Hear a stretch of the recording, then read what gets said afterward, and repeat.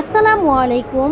আমাদের জীবনে কখনো কখনো এমন কিছু কঠিন সময় আসে যখন চারদিকের সব কিছু আমাদের কাছে অন্ধকার মনে হয়।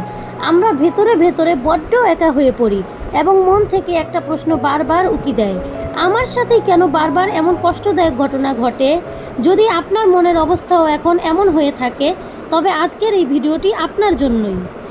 পবিত্র কোরআনের সূরা আল বাকরা 286 নম্বর আয়াতে আল্লাহ সুবহানাহু তাআলা আমাদের সান্ত্বনা দিয়ে কত সুন্দর করে বলেছেন, আল্লাহ কাউকে তার সাধ্যের অতিরিক্ত বোঝা চাপিয়ে দেন না। এর অর্থ কি জানেন? আজ আপনার জীবনে যে কঠিন পরীক্ষা, যে মানসিক কষ্ট বা দুঃখ চলছে, সেটা সহ্য করার ক্ষমতা মহান আল্লাহ আপনাকে দিয়েছেন বলেই এই পরীক্ষাটি আপনার জীবনে এসেছে।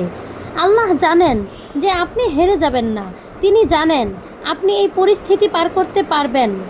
রাসূলুল্লাহ সাল্লাল্লাহু আলাইহি ওয়াসাল্লাম বলেছেন, মুমিনের পুরো জীবনটাই আশ্চর্যজনক।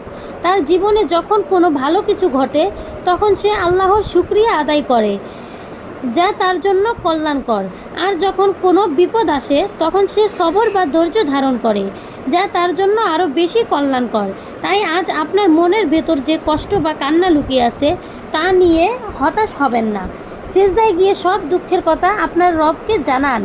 মনে রাখবেন, রাতের পর যেমন সুন্দর সকাল আসে, তেমনই এই কষ্টের পর আপনার জীবনেও এক বুক শান্তি নেমে আসবে, ইনশাআল্লাহ।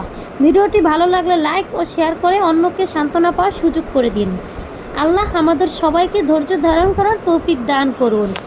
আমিন।